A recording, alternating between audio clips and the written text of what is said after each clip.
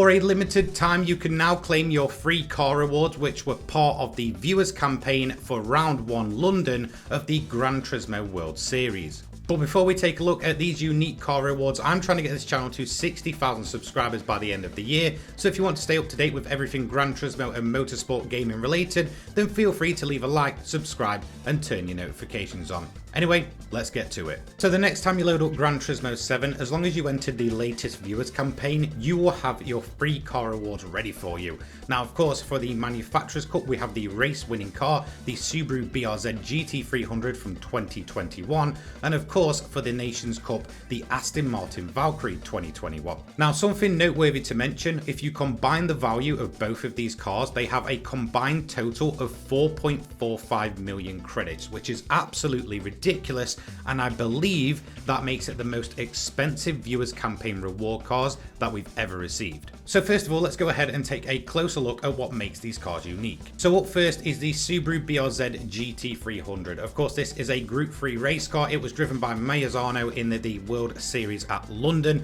and of course it is probably now famous for that incredible last lap overtake. Now, of course, this car is running its World Series manufacturer livery. It's not the first time we've actually seen this. Of course, if you look back to the end of 2024 and the finals for the World Series that year, it was the Lexus which got given to us as a reward car, as this was the overall championship winning vehicle.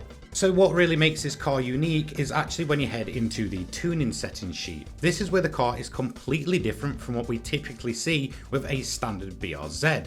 It has a performance point rating of 720.86, 439 brake horsepower, and weighs 1325 kg. It has every single tyre compound completely unlocked for it. It seems to be running the exact same BOP which was available in London. You'll also notice that it does have ballast on it at 175 and the output adjusted to 92, as well of course as the aero set up. It has the anti-lag on weak, which is I believe default for this car, and nothing else on it. So if you look at the default BRZ tuning sheet, it is entirely different: 730.70 pp, 477 brake horsepower, and 1150 kg. It sports racing hards by default instead of racing softs, and as you can see, any of the balancing is completely removed. So what it seems to be with the manufacturer's BRZ is that is running completely different BOP and what was used at Gran Turismo World Series in London. Now, where things get even more interesting is the Aston Martin Valkyrie. Now, of course, Spain did win the Nations Cup in round 1. So we do have the Spanish livery all over this Aston Martin Valkyrie, as well as the round 1 London little logos everywhere. But in terms of the car itself, it's running performance upgrades as standard. So you are not getting a default Aston Martin Valkyrie here.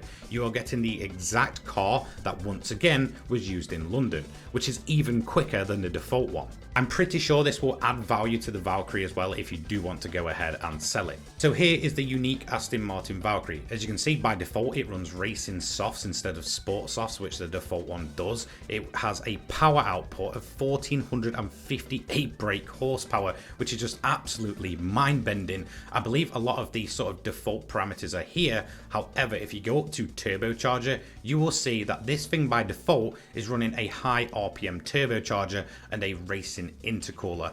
Overall, this is an absolutely monstrous car here.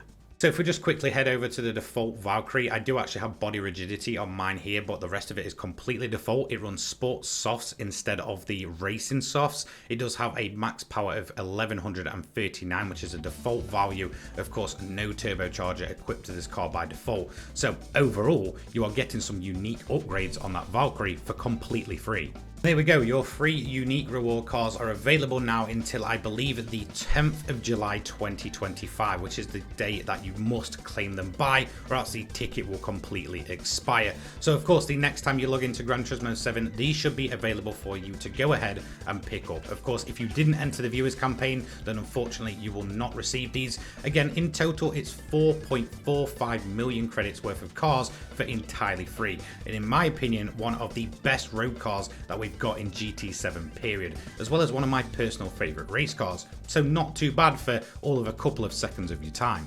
It was also quite nice to see that Polyphony had left the settings that they use for London on the cars. I believe this is something that they haven't done prior. When I went back and checked the Lexus and such and some of the other rewards we've seen, they were completely in their default trim. It could be that, or I may have wiped the actual setting itself, but overall it was a nice little touch to see what they're running during these World Series events. Anyway, once again, a huge thank you to all of my channel members listed on screen now. Thank you for your continued support, and if you do want to join my membership program, it is incredibly helpful at supporting the channel between uploads. I want to give a huge thank you to all of you guys watching at home, and I'll see you in the next one. Take care guys, peace.